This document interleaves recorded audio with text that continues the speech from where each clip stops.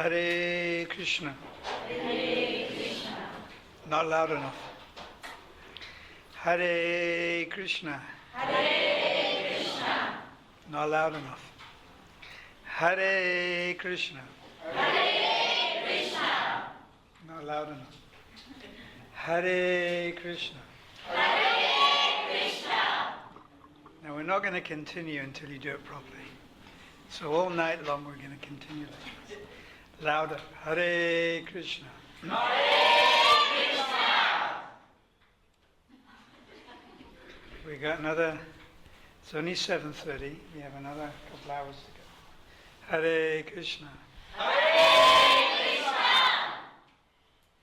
You're trying a little bit. But you're not trying hard enough. Hare Krishna. Hare Krishna. There's a few squeaky sounds from this side. It's picking up a little bit. No volume. But still pathetic. I didn't know Northdene was so pathetic. Hare Krishna. Hare Krishna. Jimona, you're not trying hard enough. You're half asleep. All right, you've got to really do it loud. I mean, this is ridiculous. Hare Krishna. Hare Krishna.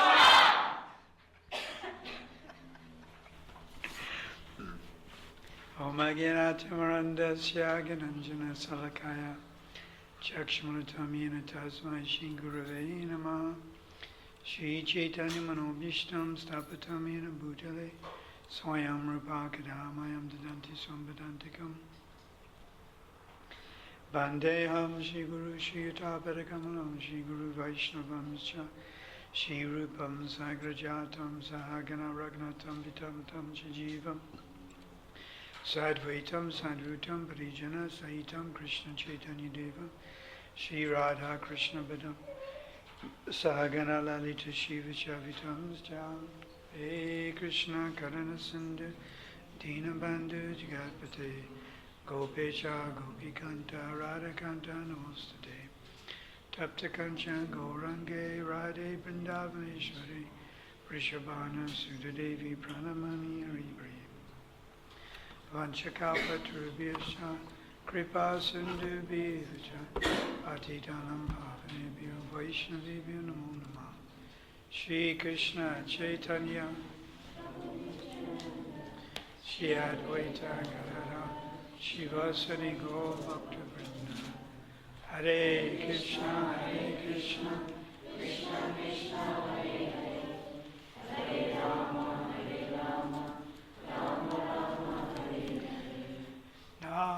Namaste Samanama Pisachi Puchamacha Surupam Rupam Dajagrajam Ruparam Matoram Stavadam Radha Kundam Girivaramo Radhika Madhavayasha Praptilyacha Pratita Kripashi Gurudanatomsmi Gurave Gurachandraya Radhikaya Tadaya Krishnaya Krishna Bhaktaya Bhaktaya Namo Namah Pangam Lagaite Selam Mukhamavata Akshutanta Kripatamaham Bande Krishna Chaitanya Ishwaram Durgami Patimayan Dasha Skala Parakatemo Sakripiyasti Danena Shantu Shantalambanam Shri Rupshi Sanatana Bhata Raghunath Shri Jiva Gopala Bhata Dasa Raghunath Echai Guru Karanjana Vandana Yahoite Vigna Savista Param Om Namo Bhagavate Vasudevaya Om Namo Bhagavate Vasudevaya Om Namo Bhagavate Vasudevaya Chapter 7, text number 3. Remember that carefully. I'll be asking questions. And anyone gets the questions wrong, they have to stand in the corner with their hands on their head. And I'll be asking everyone a question, I think. And there's only 4 corners.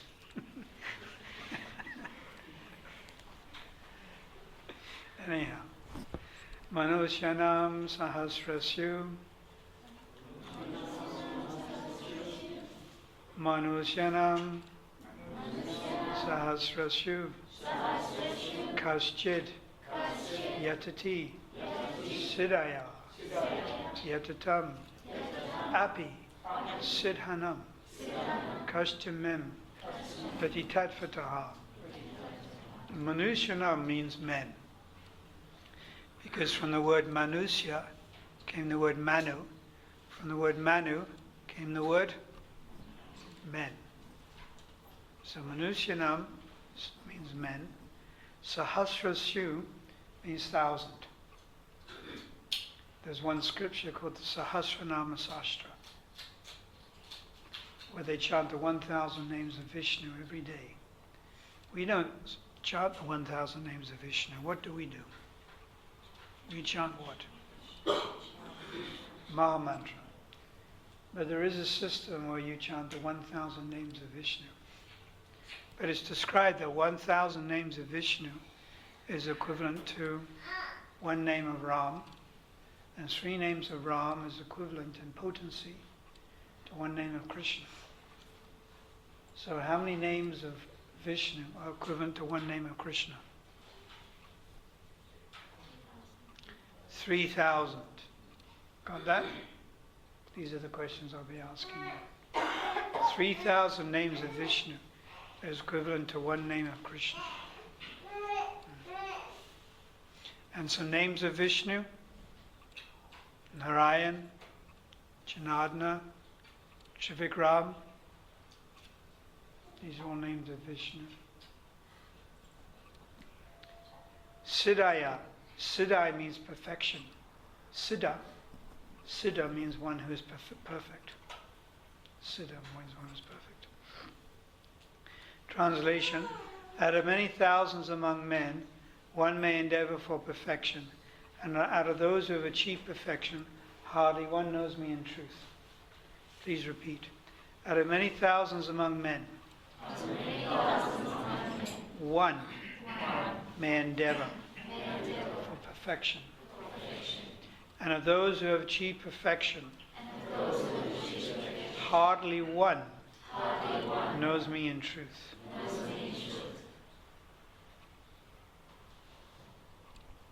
So, out of many thousands among men and women, it's not just men, obviously women as well, one may endeavor for perfection. So first of all, what is this perfection? Anyone like to answer? Having lots of money? Becoming an LAC member in Northdene? What is this perfection? That this is a school and I can get knowledge of Afrikaans and history and arithmetic. About God, I go to the local temple. As I was driving up there, I saw that temple. What's it called? Marimutu temple? What? Almost. Mariamma. So I go there, I can get knowledge of God, correct? Krishna consciousness. What Krishna consciousness? The path. The path of Krishna consciousness. Is this knowledge? Knowledge of? Of the absolute truth. So out of many thousands among men and women, one may have endeavored perfection. That means knowledge of the absolute truth. But what it is stressing here is knowledge that you're not this body. If you're not this body, what are you? You're the soul. So the impersonalists, they know you're not this body. They know that you're the soul. But they don't know about the Supreme Soul, God. You understand that? The impersonalists, or the Mayavadis, they know you're not this body, but they don't have any conception of the personality of Godhead. So this verse means out of many thousands among men and women, one may endeavor for perfection, and that perfection is understanding I'm not this body, that I'm the soul. Then out of those who have achieved perfection, means I understand I'm not this body, I'm the soul. Hardly one knows me in truth. That means hardly one knows me as the Supreme Personality of Godhead.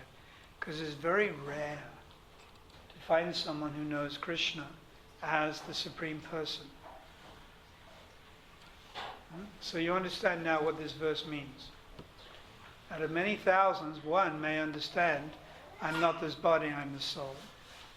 And out of many thousands who understand that I'm not the body, that I'm the soul, one may understand Krishna properly, which means that he's the Supreme Personality of Godhead and he has pastimes. God is a person. The impersonalists, they believe God is an energy, an effulgence, impersonal.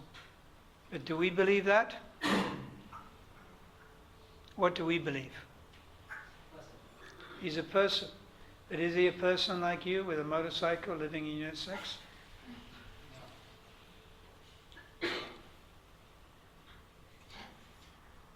And what difference is he? Why doesn't he have his motorcycle?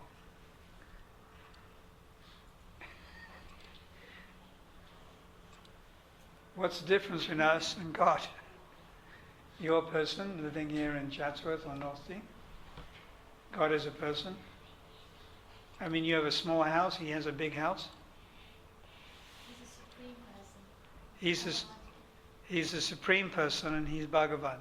Does that make him stronger than all of us and bigger than all of us? All right, so he's 6.5 foot tall instead of 6 foot. And instead of being able to lift 50 kilos, he can lift 55 kilos. And he lives longer than you, doesn't he? So you live 100 years, he lives 101 years. He's eternal. Ah? God is eternal? Yes, God is eternal. So the personal concept is to understand. Sat Chit Ananda. The Lord is eternal, full of knowledge and full of bliss. Sat Chit Ananda. Eternal, full of knowledge, full of bliss. And Vigraha, he has a form. So we can all have a personal relationship with God. All of us. We're looking for that personal relationship. And we can all have a personal relationship with the Supreme Lord. Does everyone here want a relationship? Yes? We're looking for a relationship. Why do we have children? Because we want to expand the field of relationships. Is having children very expensive? Children? All right, grown-ups. To have children, is it expensive? Costs a lot of money. And is very troublesome, is it not? Because they're always moaning. And they always want this, and they always want that. They sit in front of TV, and they see the ads, and they want this, and they want that. Am I correct? Yes. Shamuna.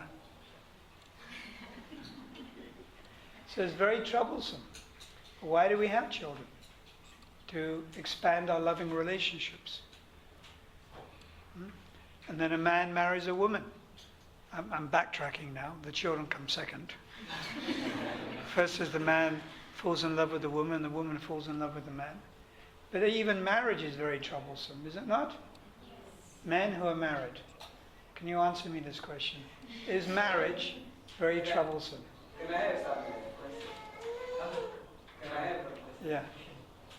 Okay, that's to know only one thing, that why God himself provided himself so much sensitive. So sometimes he can show himself, he can show his power with maybe physical. As you can go to the tension, I can show other one, hey, he can act as a God himself. He can show his wonders of God, his strength of God. Hey, when you saw that man and see, hey, he can act as a God. You see that thing? Okay, sometimes, okay, that's okay, I hear that. Sometimes, okay, that's the thing. There's only one.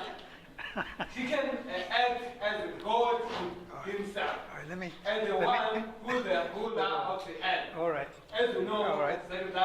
Let me tell you. All right. Let me tell you how it works. Let me tell you how it works. I speak first. I speak first. The questions come at the end.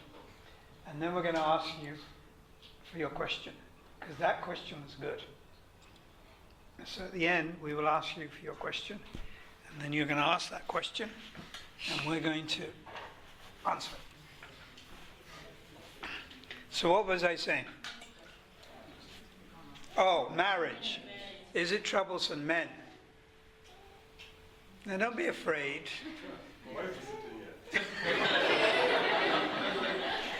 It is a little troublesome.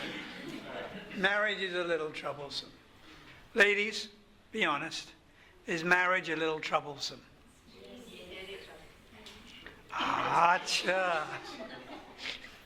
So, still, we want this relationship. The ultimate relationship we want is with God.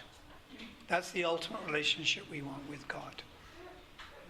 And when we can't get that ultimate relationship with God, instead we have it with other people. We have it with our children. We have it with the husband and wife. Sometimes when you can't get a human being, you have a relationship with a pet dog or a pet cat. Or sometimes you have it with your TV. Or nowadays it's computer. And you sit in front of a computer all night long. Isn't it? Or the internet. Or sometimes you may have that relationship, try to have that relationship with your car, etc. What we're looking for is the ultimate experience. And the ultimate experience is with the ultimate person. Who's the ultimate person? Nkulu. The God. In Russia they say Zebog. I'm going to Russia in a few weeks. They say Debog. Debog is the God. So the ultimate experience is with the ultimate person, God, naturally. But because we can't have that relationship, or because we're denied that relationship, we have it with so many material objects. And it starts with our family. So anyone who becomes the devotee of God is a great soul. Now you're all devotees of the Lord. There's three types of devotees. There's a Kanishta, there's a Madhyam, and there's the Uttama. Kanishta is the third class, beginning devotee. The Madhyam is the middle class devotee. And the Uttama is a top class devotee. So we are all in the Kanishta category. We're all in the third class. Another name for Kanishta devotee is a Prakrita Bhakta. What does Prakrita Bhakta mean? Prakrita means materialistic. It means we accept Krishna as God. It means we accept the eternal form of the Lord. The primary characteristic of a Kanishta, there are two, is that we accept the eternal form of God. You accept that God is a person, and you have faith in the deity. How many of you have seen our deity, Radha Radhanath? Now you have faith as God, and you're respectful. So having faith in the eternal form of God and having faith in the deity, these two things are the primary characteristics of a Kanishta. But another name for Kanishta is Prakrita Bhakta. Prakrita Bhakta means materialistic. It means you also have material desires. Can you give me some description of some of the material desires you have? Andy, anything? Huh? E-class, not Mercedes. Mercedes. Oh, E-class, yes. Not C-class. E-class. What about S-class? E-class. All right. What else?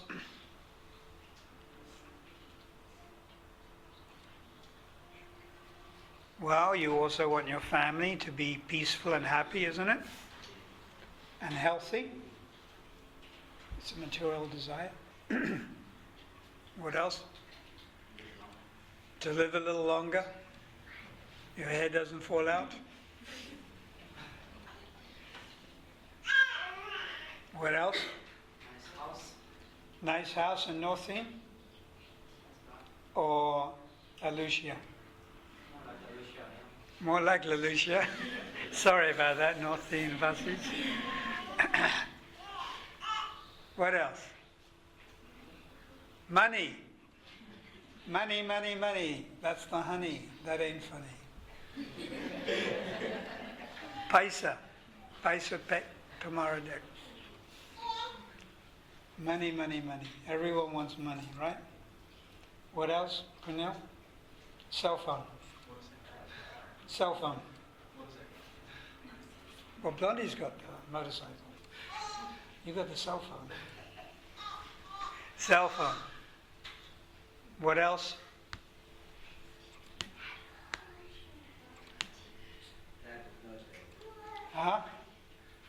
Material desires. Give me examples. Material desires. House by the sea and a color TV. House by the sea and a color TV. Pass your exams. So these are all examples of material desires. So if you approach Krishna with material desires, technically you're a Vaishnava bus. A bus means dim reflection. Before the sun has risen in the morning, there's light, but you can't see the sun. You understand that example? Or the sun is behind the clouds. You can't see the sun, but it's there. It's called a bus. A bus means shadow. It means shadow. Chaya. Chaya means shadow. So you are a shadow of a Vaishnava. You are a Vaishnava, a bus, or Vaishnava Chaya, or Vaishnava Praya. You're not really, honestly speaking, a Vaishnava. You're only the Vaishnava when you have no material desires. Only when you come to a level of Sudha Bhakti. Sudha Bhakti means pure Bhakti, no material desires. Then you're a Madhyam, and that's when you really become the Vaishnava. But Prabhupada is very kind, and he allows us to call each other devotees and Vaishnavas. But actually we're not really Vaishnavas. We're Vaishnava bas, which means shadow. The Mayavadis are reflection. There's a reflection of the sun on my table. Is that the sun? It's not even the sun, it's a reflection. So the Mayavadis are reflection, pratibimba. But the Kanishta accepts the eternal form of God, and therefore he is Chaya. It is the sun, but it's shadow. It's being blocked. So we are Chaya, Abas, Vaishnavas. That's what we are. We're firmly 100% Kanishtas.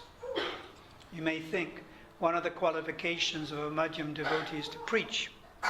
It's true, but there are other characteristics which put us firmly in the Kanishta concept of life. But even to be a Kanishta is great good fortune. And Srila Bhaktivinoda Thakur has written, it's after many births of pious activities, that one becomes a Kanishta Bhakta. One must need great good fortune to be a Kanishta or a beginning devotee. We would say the word beginning devotee on the threshold of bhakti. It's actually on the doorway of bhakti. You're not inside, you're not outside, you're on the doorway of bhakti. And the main characteristic is to accept the eternal form of Krishna and to have faith in the deity. This is the main characteristic of the Kanishta. So you'll see out of all the population of Northdene, Chatsworth, how many people are interested in the eternal form of God, Krishna. How many people have faith in the deity? Very few. Out of the whole of Chatsworth and Northdene, what's the population? 300,000? And how many devotees from that area would we get? Maybe 1,000. But not every Sunday. Maybe on Ram Navami and the big days. So you see how it's very rare. It's very rare. What's the population of South Africa? Come on, Jamuna. Huh? 13 million. 1-3. South Africa. There's 32.5 million Africans alone. I just happened to have read it.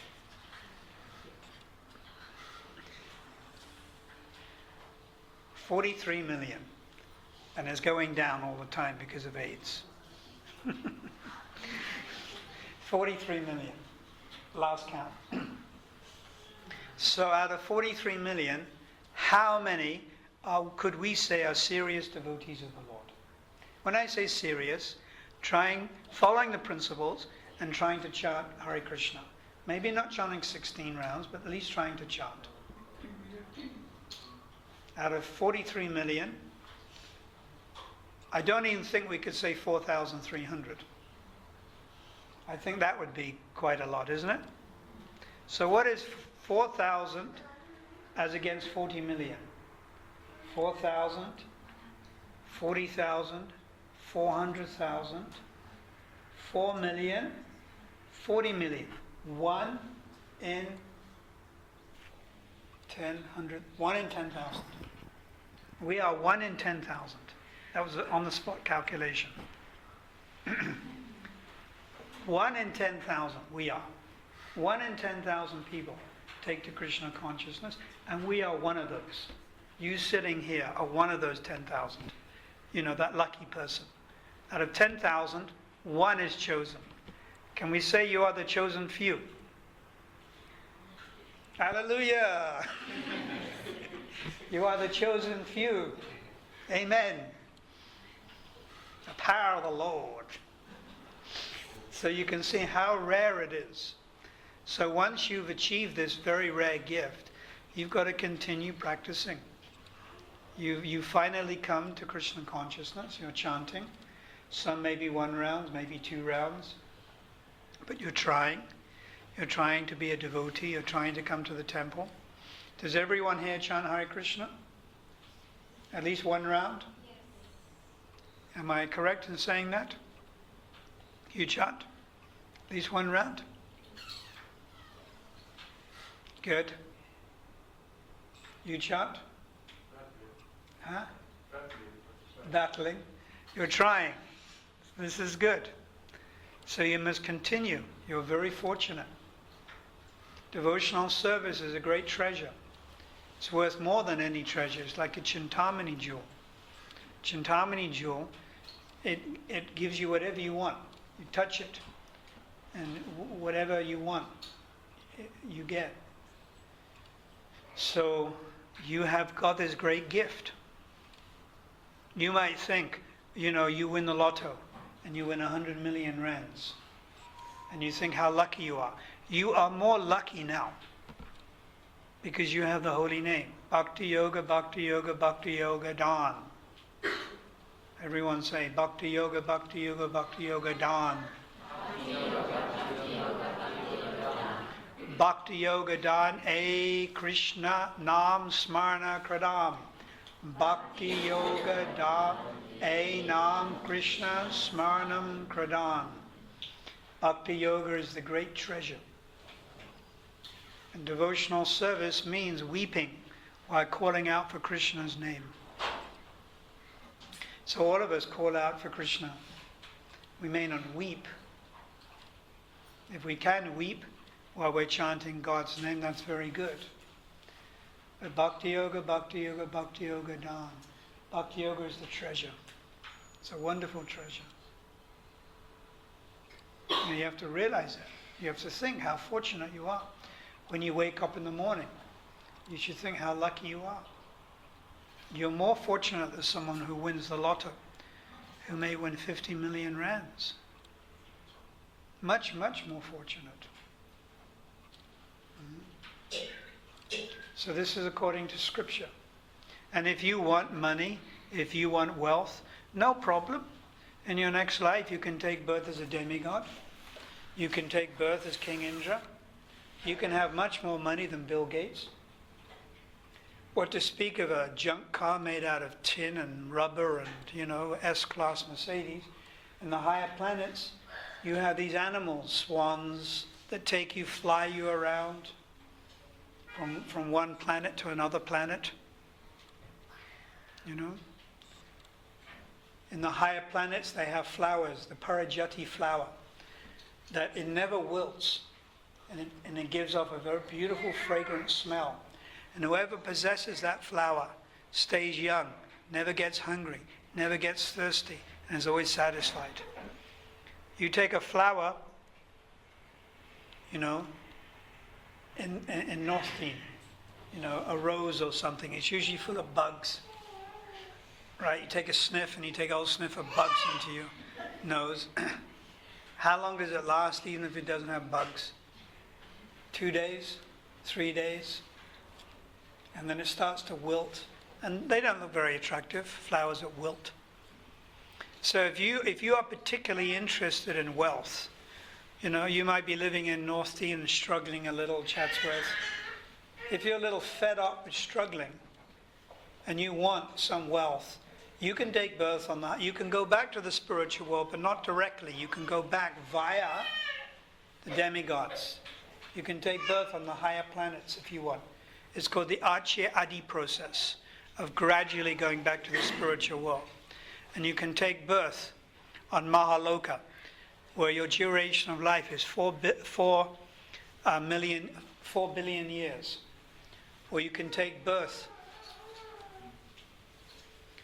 on Satyaloka, where you can live for 15 billion years. And there's no old age, and there's no disease.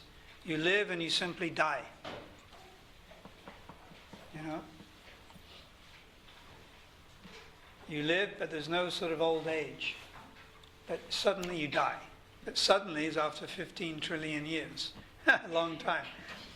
But that's on Satyaloka. And Satyaloka is the highest planet in this universe. It's where Lord Brahma lives. If you perform your occupational duty perfectly for 100 births, you will take birth as Lord Brahma.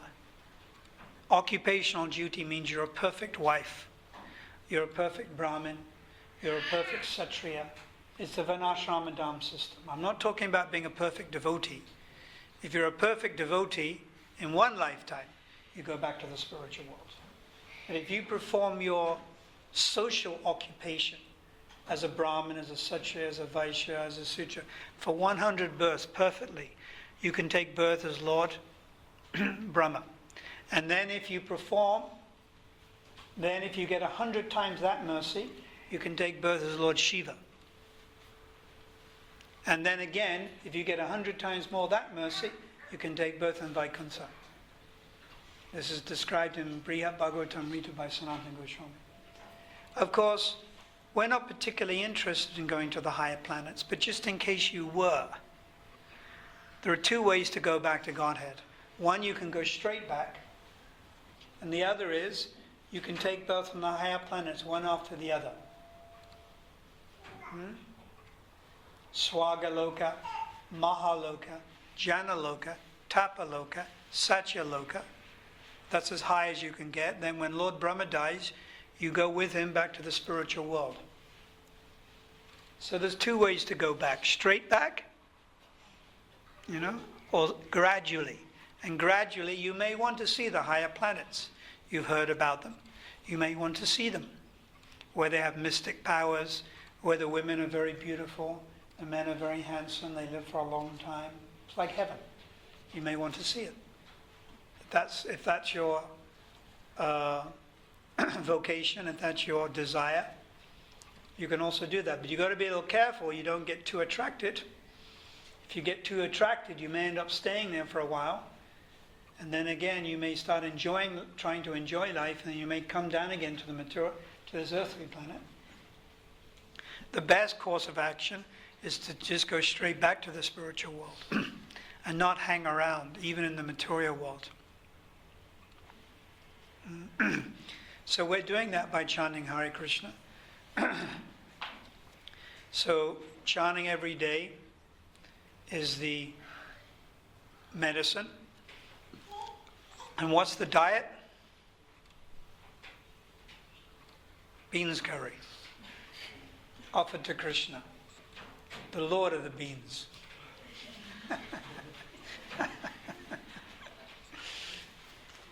So is everyone chanting Hare Krishna? I'm now going to ask, how much chanting are you doing, sir? Huh? 4. Once a week or every day?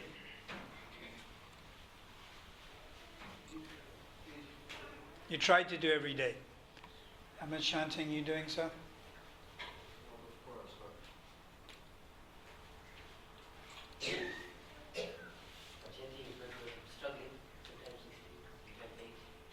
It's also very good.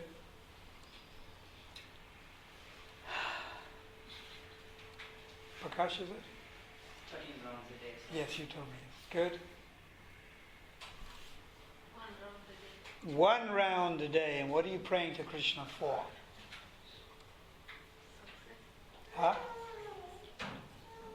Do you ask him for anything? No, I just chant the Namahatta. You just chant Maha Mantra. Very good. And this boy here, does he chant? He's a bit too young, huh? Oh, you do chant? I'm sorry. I'm terribly sorry. How much? 1 lakh?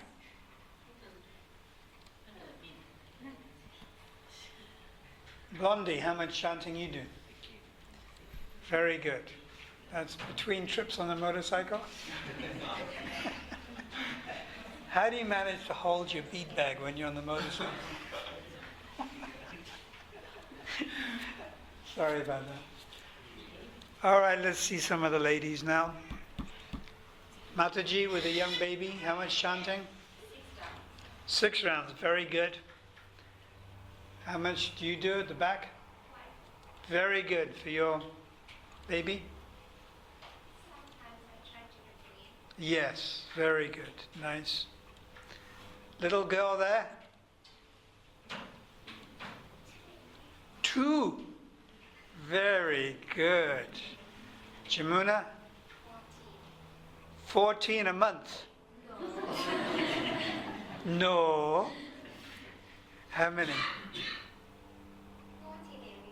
14 every day, but that's a day of Lord Brahma or our day? Oh, our day. Oh, very nice. And you chant? How much? 1 is very good. Even to chant 1 round a day is very good. Yeah. Prabhupada said, spiritual life is simple. Chanting Hare Krishna is simple. But the application to do it is difficult. So you'll find, it sounds easy. Grab the beads, sit down, or walk, chant Hare Krishna. But when you come to do it, what's the first thing that happens? The mind. What does the mind tell you? Oh, I've got something else to do that's more important. I've got to clean the fridge, I've got to go and cook, I've got to go and see what's on the back page of the newspaper, I've got to clean the car, I've got to answer telephone calls, I've got to go and do shopping, I've got to clean my motorcycle. What? So the mind. And then eventually when you're able to push all that away, and you grab the beads and you start chanting Hare Krishna, Hare Krishna. Isn't it? Isn't it amazing how you fall asleep when you chant? It's better than sleeping pills. Guaranteed way to fall asleep. Guaranteed. Sit down with the beads, chant 1 round, and you'll be fast asleep. Even if you took sleeping pills, you wouldn't go to sleep as quick. It's a guaranteed way. You just come to our temple, Radha Radhanath morning, Radha Radhanath, and have a look in the morning at the devotees. The ladies go downstairs to their room and fall asleep, and the men do it in the temple room.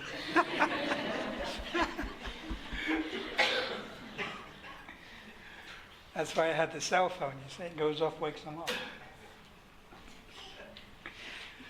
So yes, sleep comes. Anyhow, we have to try to put aside these distractions. We call it distractions. There are so many distractions. Put aside these distractions and continue on the path And there's small distractions and big distractions. Having the baby is a big distraction. You know, the cell phone is a small distraction because you just turn it off. You can't turn the baby off. You can't press the switch and turn the baby off. It doesn't want to get turned off. You can't leave it in the car outside. It's baby. You can leave your cell phone in the car outside. You know, you can put your cell phone underwater or something and smash it out of frustration. You can't do that to the baby. You know, the husband is a distraction. The wife is a distraction. And the mother-in-law is a supreme distraction. She's the ultimate distraction. The mother-in-law.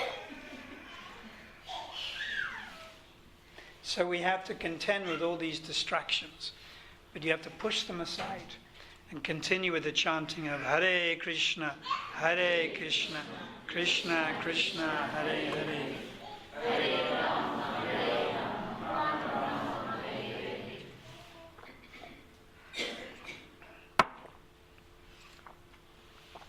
So I'm very glad to see so many devotees here in Northdene who are chanting Krishna's name. Please continue and have faith that if you continue,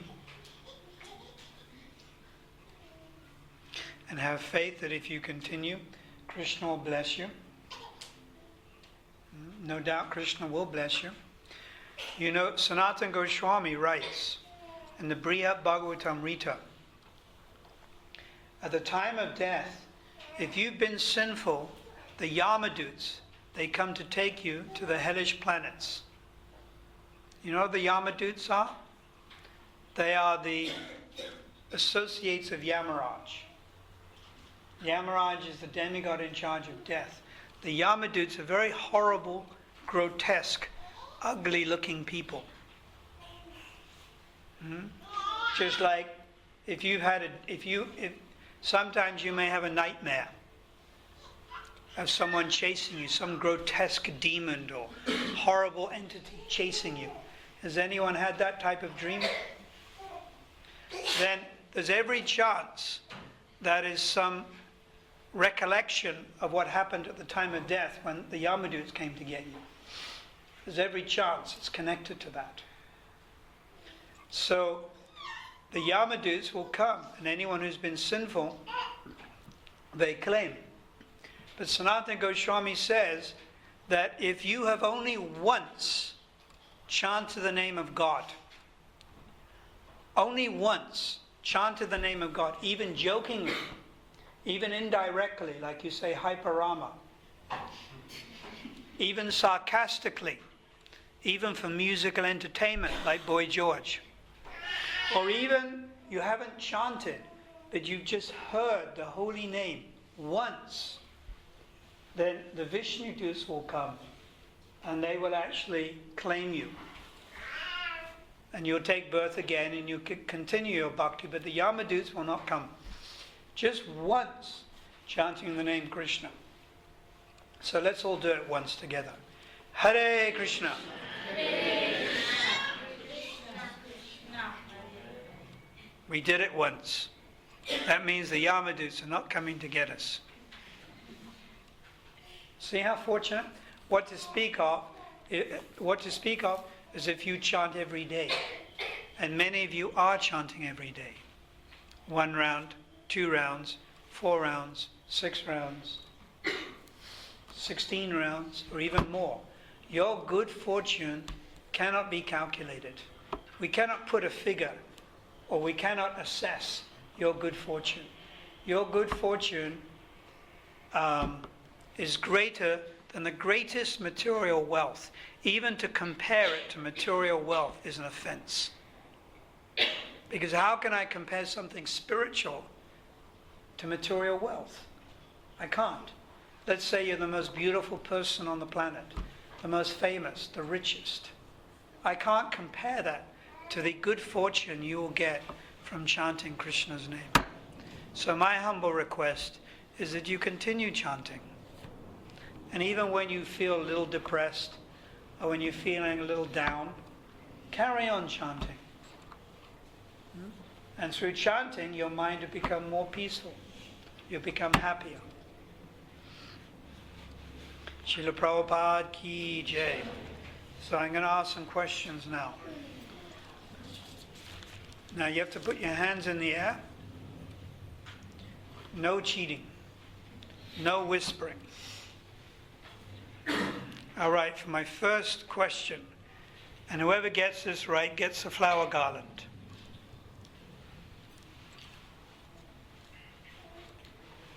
Are you ready? I'm going to ask this question silently.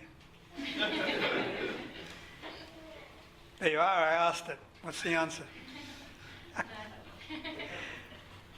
All right. Tonight I read from Bhagavad Gita. What chapter and what verse? Yes. Yes.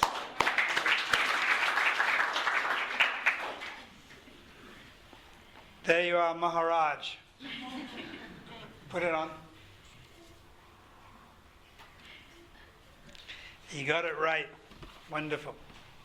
For my next question, the Sanskrit, Manusyanam Sahasrasyu. Does anyone know what Manusyanam Sahasrasyu, what does it mean? Those two words. Blondie, put your hand in the air. No shouting out in class. If you know, put your hand in the air.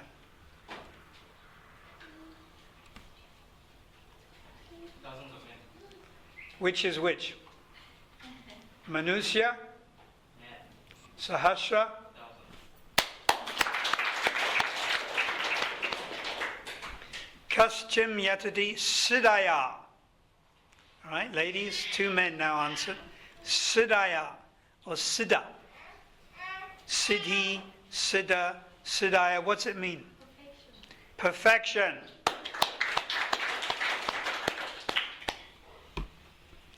Who can remember the verse? Not in Sanskrit. In English, you don't have to get it word for word. Who can remember the verse in English? Pranav? Among thousands of men, all may endeavor for perfection, and of those that attain perfection, hardly one has been true. Yes. Very good.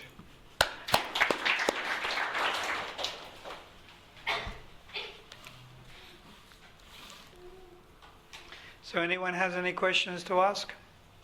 You can ask me now any questions.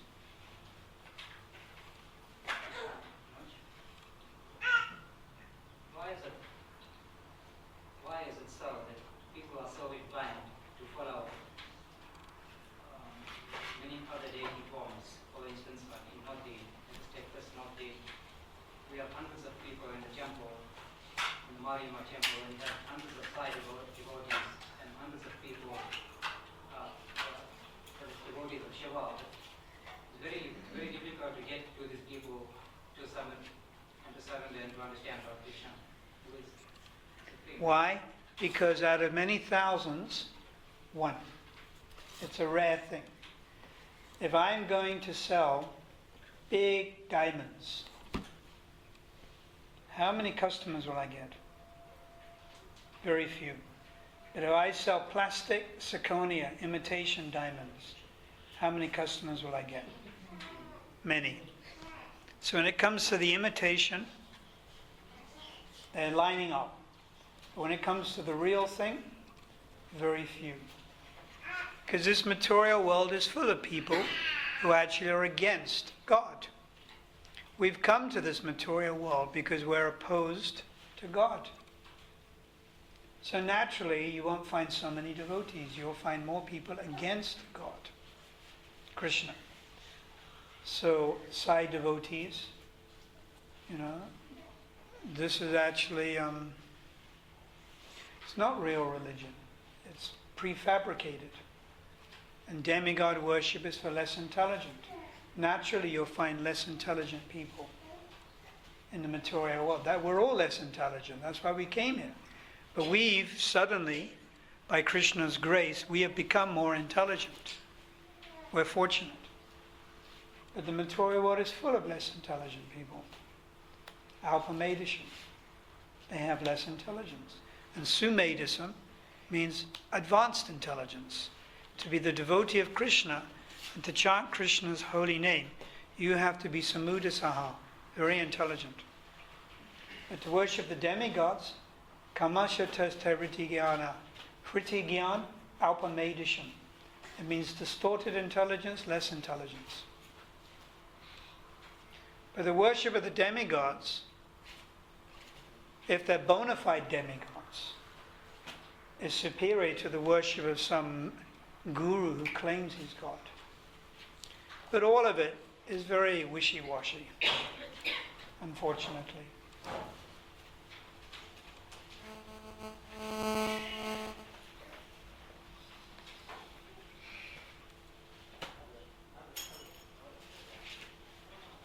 Any other questions?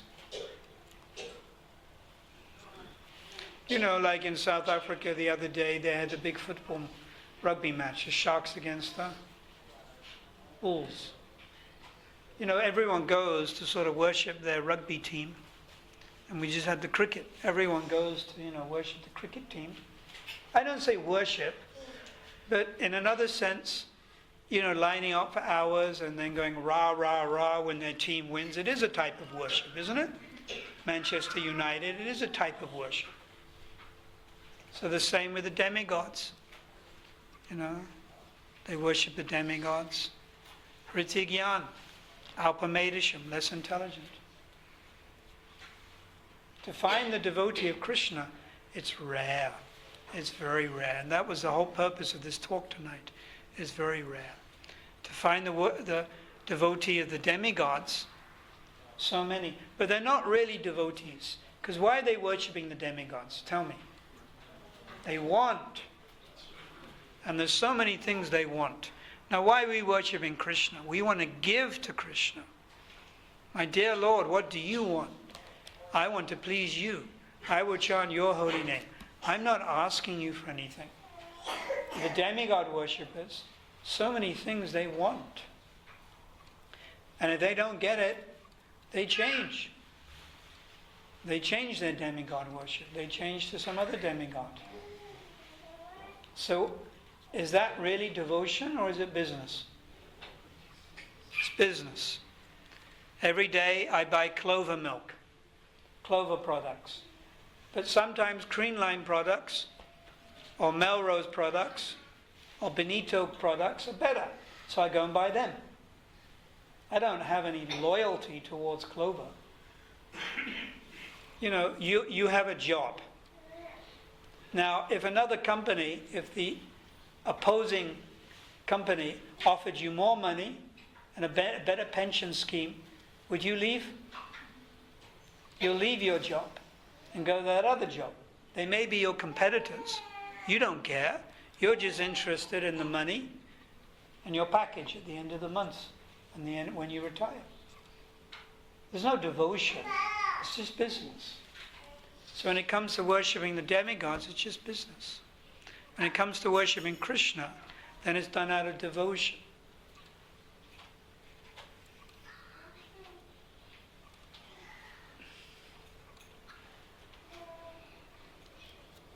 Any other questions? Our attachment for material things. Well, like a motorcycle? Due to our past lifetime or is it because of mind? Well, definitely it comes from the mind.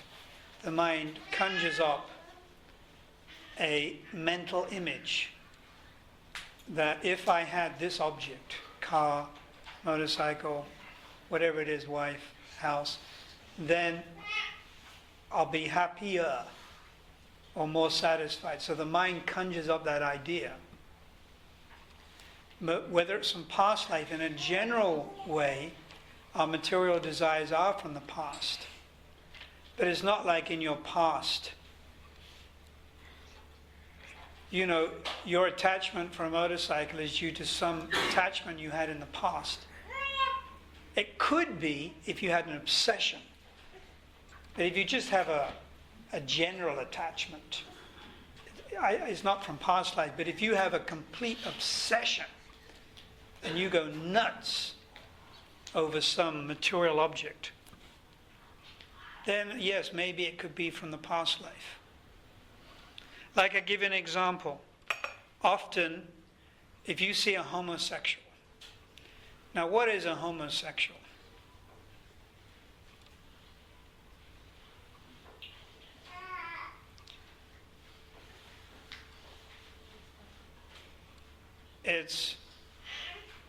A homosexual has a man's body but a woman's mind. Now women are attracted towards men.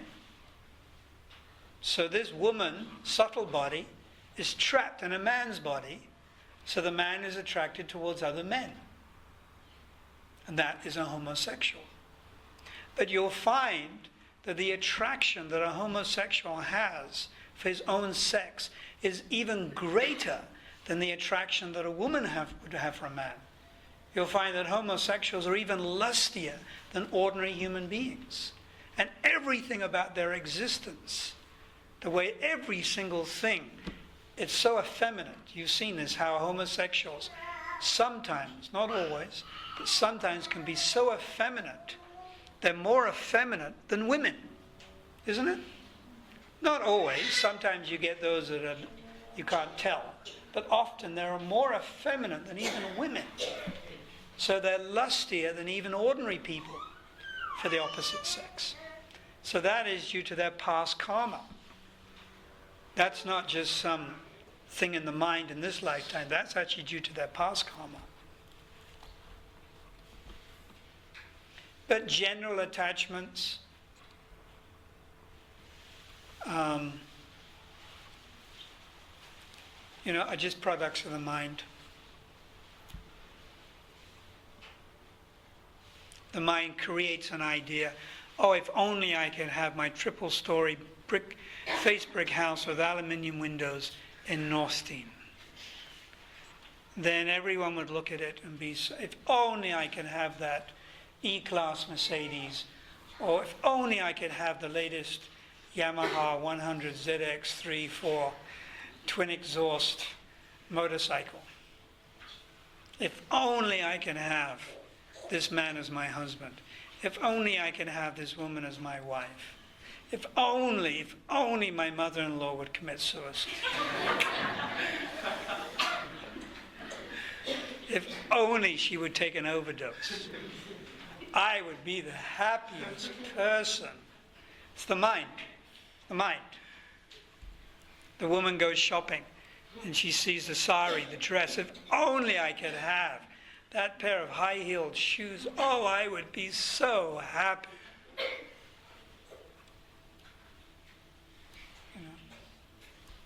So this is the mind. The mind creates these things.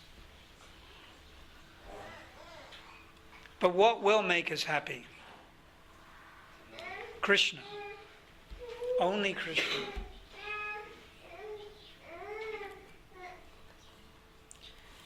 Any other questions? So, on Thursday is Nrsingadev's appearance day. Who's coming to the temple? Very good.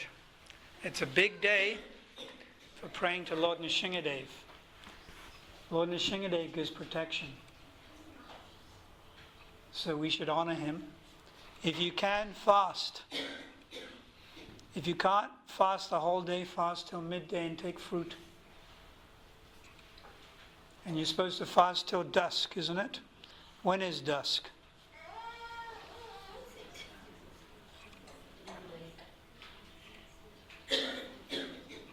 It's getting earlier now, isn't it? Because it's winter. So you might be able to take prasad in your house before you come to the temple. No harm. 6-ish, 15:15. Then if you take prasad before you come to the temple, then you can enjoy the program better. Otherwise you're just thinking of your stomach. So thank you all very much. And then on Friday, Saturday and Sunday we have a 3-day festival in Newlands in a hall. And then that following Monday I'm leaving. I'm going off for 2 months and I'll be going to Ukraine. Who knows where Ukraine is?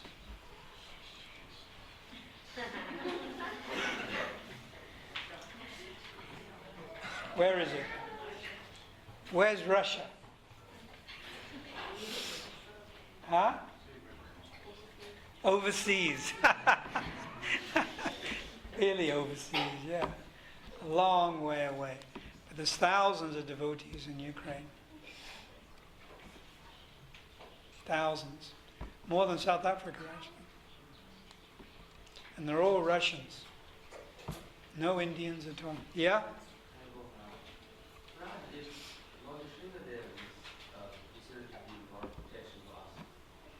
Knowing that Krishna is the supreme, why don't devotees just put their 100% faith in Lord Krishna himself to protect them?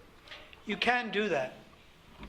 See, the Lord's different forms represent different aspects of his personality.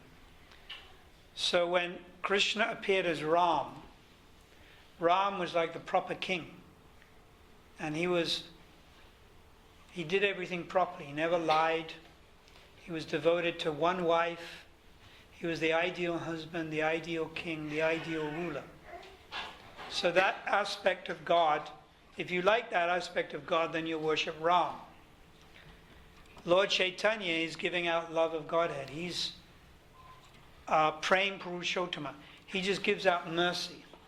So if you like that aspect of God, you worship Chaitanya Mahaprabhu. Now Krishna, he is Leela Purushottama. He has wonderful pastimes like dancing, playing a flute, joking around, like Cupid. So if you're attracted towards those pastimes, you're like Krishna. And Lord Nrsimhadev, he came to protect his devotees. So if that enlivens you, that idea of the Lord protecting you, then you'll be attracted especially to Nrsimhadev. But all are God. And it may be that you're more attracted towards Nrsimhadev than even Krishna. But Krishna happens to be the original source of all incarnations. So if you worship Krishna, you automatically worship all the other incarnations, such as Nrsimhadev. There was one great devotee, and his name was Purushottama Brahmachari. And he was so much devoted to Nrsimhadev, the Lord Chaitanya gave him another name, Nrsimhananda Brahmachari. And his worship of the Lord was Nrsimhadev. He would always meditate on Nrsimhadev. So it's a question of preference. But Prabhupada, just to make it very easy for all of us, said you just worship Krishna because he's the original source of all avatars. Swayam Bhagavan, he's the original. So just worship him, and that includes all the lesser incarnations. When I say lesser, the example is you look at the moon tonight. It's not full. But is the full moon there? But you can't see it. The full moon is there, but you can't see it. So in Nrsimhadev, in Vishnu, in Ram, in Narayan, is the full personality of Godhead. But they don't manifest the full aspect of God. Only Krishna manifests the full aspect of God. Narayan is 94%. So what is it that Krishna can do that Lord Narayan cannot do? Manifest himself in the hearts of every living entity. Well, that's what Narayan does. Narayan manifests himself as 4 hands. What special thing can Krishna do that Lord Narayan can't do?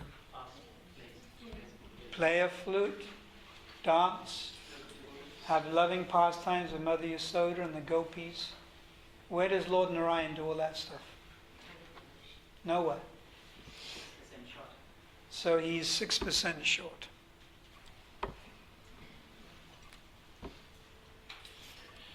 Any other questions? So thank you. Please continue. You're all doing very good. This is very nice. Just carry on the path of devotion and don't let things disturb you too much. You know, the family, the problems, work, all these different things. Try not to let it disturb you too much. So now we'll do the arti. I'll do the arti. Maybe you can see. Srila Prabhupada ki jai, Go Premanandi.